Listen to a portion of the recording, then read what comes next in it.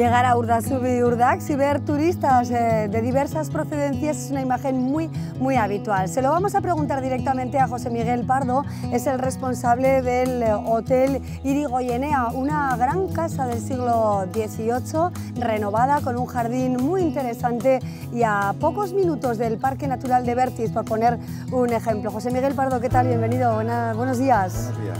Bueno, el verde de este valle es apasionante y esta localidad húmeda y a la vez cálida por sus gentes, ¿no, José Miguel? Sí, es un destino turístico, bueno, potente, por la potente oferta turística que tiene y variada. Y en paralelo con esa oferta turística, pues una oferta de alojamiento también, bueno, pues variada, importante. En Urdax se da un poco todas las posibilidades de alojamiento, hay una buena oferta de casas rurales en las dos modalidades, casas rurales enteras, casas rurales que se alquilan por habitaciones, hay apartamentos turísticos, está el albergue de peregrinos aquí delante nuestra, que recoge al Camino de Santiago, Bayona-Pamplona, al Camino Urdax-Baztán. Estamos dos hostales, en fin, yo creo que la potente oferta turística, pues también para todo tipo de gente, ¿no? De acuerdo a esa oferta de alojamiento, el turismo familiar, turismo activo de aventura, en fin, el turismo comercial que se da en el fenómeno fronterizo de Ancharinea. Claro, hay múltiples posibilidades, ¿no? En una localidad tan pequeña de apenas ahora mismo, ¿cuántos habitantes, José Miguel? En torno a los 400 habitantes. Sí, el turismo motor fuerte de la zona, turismo que va a más, nos consta que bueno, pues hay diferentes opciones para un perfil muy amplio. Pero ¿de dónde vienen principalmente los turistas a Urdazubí-Urdax? Bueno, a ver, simplificando un poco, habría que hacer dos tipos de perfil, ¿no? Por una parte está el perfil de ese cliente que se mueve en el entorno comercial de Ancharinea y bueno, los dos perfiles que se complementan con el otro perfil de turismo más vacacional, que llena un poco las casas rurales, los hostales y tal, y que busca ese otro turismo que hablábamos, ¿no? El turismo cultural, el turismo activo, gastronómico. La procedencia, bueno, por supuesto, el fenómeno comercial de la frontera es un turismo fundamentalmente francés, que responde a esa demanda, ¿no? Y el turismo más vacacional, bueno, pues un poco como en toda la zona del Pirineo, se reparte pues, en un tanto por ciento, normalmente suele ser en torno al 15-16% gente madrileña, otro tanto catalana, y fenómenos emergentes como la gente de la Comunidad Valenciana por la mejora de las infraestructuras, por supuesto, la gente del País Vasco con un 25%, la gente de Navarra. Sí, bueno, es verdad que bebe de muchas fuentes, ¿no? Si alguien quiere venir aquí a hacer senderismo, ¿qué opciones, qué posibilidades concretas tenemos, José Miguel?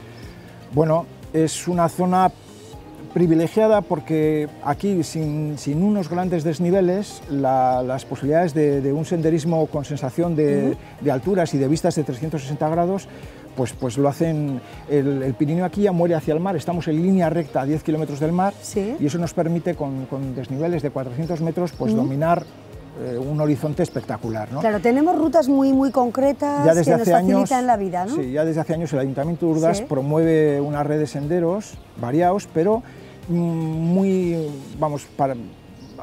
para todo tipo de personas, ¿no?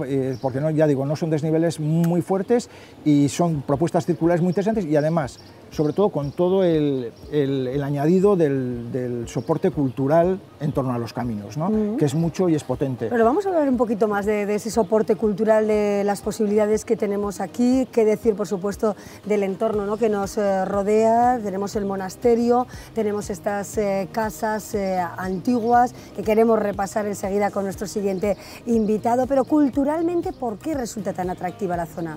Bueno, pues es que, claro, la zona es muy potente, estamos a pie de frontera y eso a través de la historia le ha dado, estamos a 100 metros del monasterio, donde salía el abad de Urdax, que tenía jurisdicción civil y criminal y tuvo un papel tan importante en el auto de fe de Logroño en 1610.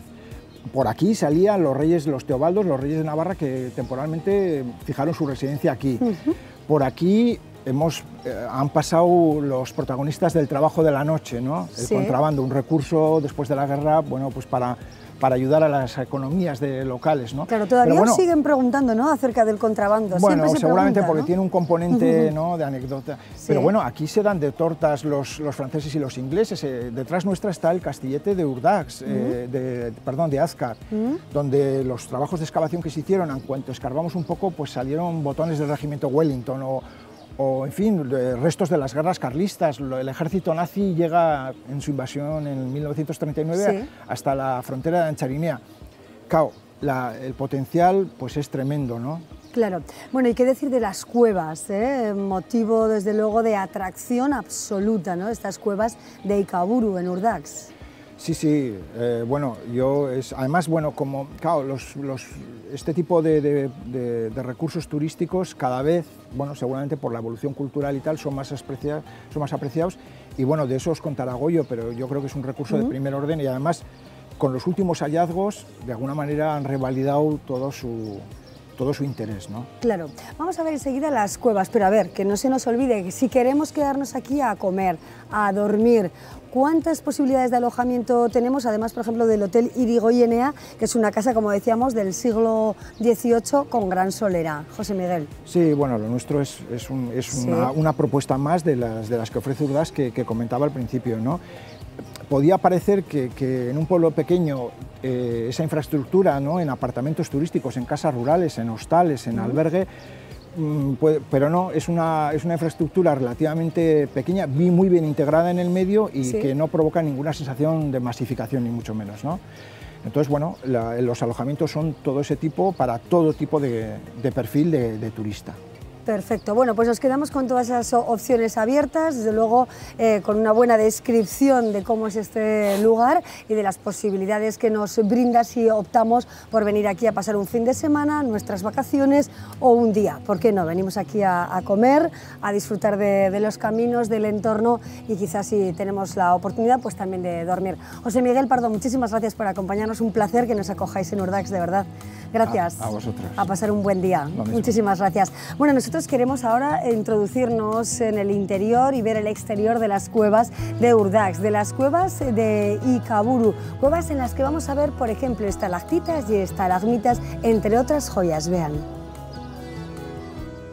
Esta es una de las joyas de Navarra, las cuevas de Ikaburu. Adentrarse en su interior es ser testigo de la historia. Escondidas bajo los verdes prados servían de refugio. Ya el hombre paleolítico habitó estas grutas. Una cueva que lleva aquí miles de años, sigue en formación y que es una cueva superficial, una cueva que está muy cerca de la superficie y que tiene diferentes entradas. Entonces esto ha permitido que pues, algunos antepasados nuestros se refugiasen ahí dentro. Ahora pues, bueno, habéis venido un día magnífico, ahora de fin de primavera, que hace muy buen tiempo, pero el clima aquí no ha sido siempre así. Hubo una época que se terminaba la glaciación y hacía muchísimo frío, temperaturas extremas, inviernos larguísimos y la gente aprendió a refugiarse en lugares como este. Este sería un poco pues uno de los primeros usos que tuvo la cueva. Luego ha tenido muchos más. Un pastor descubrió en 1808 esta gruta que ha servido también de escondite en diferentes batallas como la Guerra de la Independencia. Si nos venimos hacia época histórica, bueno, aquí estamos justo en la frontera, este pueblo de Urdax, la frontera, a veces es bueno estar en la frontera, pero a veces también ha sido malo, ha habido guerras con Francia, los soldados quemaron el pueblo de Urdax y parece ser que aquí guardaron armas y objetos de valor, ahí en comienzos del siglo XIX, aquí guardaron cosas. Esa sería un poco la primera noticia histórica. Luego también, después de la Guerra Civil, cuando faltaban muchos productos y las relaciones con Francia eran complicadas, bueno, aquí se guardaron algunas cosas así un poco de estrangis, vamos a decir, es el momento álgido del contrabando. Estas cuevas eran de propiedad privada hasta que el ayuntamiento se hizo con su gestión. Desde 1965 se realizan visitas y hay personas que todavía aseguran que están habitadas por las lamias. Esa es la leyenda, esta primera entrada de la cueva se llama así, la Sala de las Lamias. Y yo todavía, que a veces me toca entrar ahí solo a cambiar un foco y cierro la puerta para que no me entre nadie y estoy ahí yo solo a oscuras cambiando una lámpara, le estoy oyendo al río y es que me parece que oigo la voz de alguien. Alguna vez miro a ver si he cerrado bien la puerta porque me da que hay alguien. Y ahora sí, nos adentramos en un bello lugar formado desde hace más de 14.000 años, gracias a las aguas del río Urchuma que perforaron la roca calcárea. Ya estamos dentro de la cueva, podemos escuchar perfectamente el ruido de nuestro riachuelo Urchume. Es una cueva viva, activa. Podemos ver aquí el principio de las formaciones, pequeñas estalactitas, donde también están formándose las estalagmitas. Tenemos que tener en cuenta que crece muy despacio, crece 1 centímetro cada 100 años. Están activas, vivas y que tienen muchísimos años. Hace 100 millones de años el mar llegaba hasta aquí y fue abriendo todos los pasos, pasos naturales. Vamos a visitar muchas galerías, vamos a hacer una visita de 40 minutos. Aunque mucha gente piensa que tenemos ahí cuerdas o muchas veces cables de la luz, nada más lejos, son raíces, raíces de roble, que entran buscando la humedad del agua. Aquí estamos a unos 8 metros por debajo de la tierra. Fíjate, aquí tenemos más cerca. Estos son un poco más pequeñitos, pero los podemos ver mejor. Yo digo que son ganas de vivir. Fijaros la naturaleza que bien hecha está. Entran por donde sea buscando siempre esa humedad del agua. En esta sala vamos a ver diferentes formaciones y vamos a empezar por estos pequeñitos. Serían la continuidad de los que acabamos de ver. Se conocen como macarrones. Tenemos también la medusa. Justo al par, debajo, estas formas mucho más redondeadas. Se llaman coladas y es porque el agua cae con fuerza, incluso en invierno, todo un chorrito. Entonces pega y salpica y coge estas formas mucho más redondeadas. Tenemos también la oreja de elefante. Fijaros. A esta galería le llamamos el Paso del Belén, siempre con un poco de imaginación. Fijaros la forma que tiene la bóveda. Y además aquí en el centro tenemos estas 3 figuritas, 3 estalagmitas, que parecen los 3 Reyes Magos. De toda la cueva visitamos solo una pequeña parte, como una cuarta parte. Hay muchas galerías más. Bien, aquí tenemos las columnas más antiguas. Fijaros el grosor que tiene esta de aquí, enfrente vuestra, o la altura que tiene la que está justo detrás. Estas columnas podrían tener hasta 50.000 años y ahí también, hacia el fondo, la cueva sigue.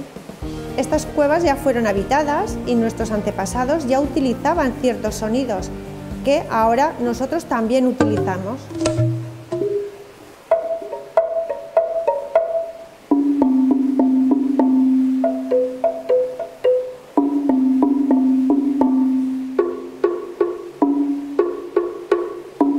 Bien, pues ya habéis visto parte de la cueva, todavía queda mucho más. Estamos aquí esperándoos a todos y venir a Urdaz a visitar las cuevas de Ikaburu. Las de Ikaburu no son las únicas cuevas que existen en esta bonita localidad. Su conjunto está considerado como el yacimiento prehistórico del Paleolítico Superior más importante de Navarra. Así son las grutas de Urdax, una maravilla de la naturaleza puesta a disposición de los hombres. Miles de años que ha durado, por supuesto, la conformación de estas grutas, con estalactitas, estalagmitas y todas estas maravillas. Goyo Walde lo sabe todo de estas cuevas de Ikaburu. ¿Qué tal, Goyo? Bienvenido. Hola, gracias, Amaya. Gracias. No lo sé todo, casi sé todo, un poquito, casi todo, ¿no? Sí, un poco. Efectivamente, bueno, las cuevas como uno de los puntos muy fuertes o más destacados de Urdax. ¿Cuál es la historia de estas cuevas que nos has contado ya en el vídeo? Pero bueno, ¿cuál es quizá el punto histórico más relevante de esta maravilla natural? Para mí es difícil elegir un punto, pero claro, si vamos a la prehistoria, cuando ya las cuevas fueron utilizadas, en época histórica también han tenido usos, muchos usos. Bueno, es difícil elegir así un punto. Yo digo que fundamentalmente son unas cuevas muy bonitas. Yo creo que es el punto fuerte. Son unas cuevas muy bonitas para ver. Y creo además tienen unos componentes históricos que, bueno, como no puede ser de otra manera, pues en la visita a las cuevas pues repasamos. Exacto. Bueno, hay visitas guiadas aquí, por supuesto, para familias, para grupos, para niños. ¿Cómo organizáis un poco las visitas guiadas para personas en grupos reducidos? Si venimos a Urdax, ¿cómo nos organizamos con el fin de verlo todo, absolutamente todo? Bueno, Siempre hacemos grupos más o menos reducidos. Sí. No solemos pasar a más de 25 personas. Esto es en las cuevas. Pero además nosotros siempre ofertamos una visita conjunta, que es la visita de las cuevas más la visita del monasterio. El monasterio tiene una parte muy interesante a visitar en el claustro, con una exposición de arte de los mejores pintores y escultores de la zona, y además tiene también un centro de interpretación que nos explica la historia del monasterio. Entonces, bueno, unimos un poco los dos recursos. Unimos un poco los dos recursos. Creo que es la mejor manera de ver y entender Urdax. Bueno, ese monasterio, esa colección de arte, podríamos dar pues quizá algunas pistas de los autores que muestran sus creaciones aquí en este entorno. Bueno, hay más de 300 obras de arte, ¿Sí? Hay muchos artistas. Yo, por destacar alguno, por decir alguno, pues me quedo con Echevers, que es de aquí de Ezpeleta, sí, o Bravar, otro artista vasco-francés muy bueno, o uno del Baztán que tenemos aquí, Apezechea, con una obra magnífica también. Sí. Bueno, y hay mucho para descubrir, hay muchos para descubrir. Bueno, pues no hace falta más que venir y ver, ¿verdad? Y ver todo el pueblo, un pueblo, por cierto, que en tiempos de la Revolución Francesa fue quemado. Sí. Esto es al final el origen del pueblo es el monasterio, el monasterio que era hospital de peregrinos, Sí. ya hace, yo suelo decir, por resumir y por no entrar en cifras, bueno, hace unos 1000 años ya era hospital de peregrinos, pero no era solo hospital de peregrinos, también era bastión defensivo, el reino de Pamplona primero y el reino de Navarra, pues había que defenderlo, y esto fue un punto de defensa, y esto Sí. ha generado pues conflictos. El último, en plena Revolución Francesa, en 1793, los soldados franceses quemaron el monasterio y quemaron también todo el pueblo. Prácticamente no quedó ninguna casa en pie. Ajá. Prácticamente no, pero alguna quedó, por ejemplo. Quedó alguna, por ejemplo, Sí. la del anterior... Hotel Irigoyenea, actualmente, ¿no? Este es el Hotel Irigoyenea. José Miguel Pardo, efectivamente, que es del siglo XVIII. Esta es una de las pocas casas que se mantuvo, pero el resto fueron todas quemadas. Afortunadamente, hubo gente nacida aquí en Urdax que accedió a la educación, quizás en el monasterio, porque los monjes impartían educación, y esta gente que fue al otro lado del charco, fue a América, y quizás gracias a esa educación pudieron entrar en cargos administrativos que les permitieron hacer fortuna, y luego cuando volvieron a Urdax y encontraron el pueblo que había sido arrasado por las tropas francesas, bueno, pues hicieron estas magníficas casas que nos rodean, estas casas de indianos que son de esa época. Exacto, ¿no? Las grandes casonas, obra de los indianos, de esas personas que se fueron a hacer las Américas, vinieron con dinero y organizaron de este modo el pueblo, ¿no? Sí. ¿Por qué destacarían estas casas, ¿no? De gran amplitud, con una forma muy similar entre ellas? Sí, son palaciegas, son casas palacios, son casas, bueno, un poco también para enseñar, que nos ha ido bien en América, hemos sufrido en irnos, pero luego hemos venido y hemos hecho estas magníficas casas, bueno, tienen un estilo, que le suele llamar el estilo ecléctico, esta mezcla un poco de todos los estilos. Y un poco yo destaco también el tono que le da la piedra roja que tenemos aquí, esta piedra tan bonita que también tenemos en el claustro y que, bueno, que adornan todas nuestras casas, y están hechas un poco en competición, a ver qué casa es un poco la más elegante, ¿no?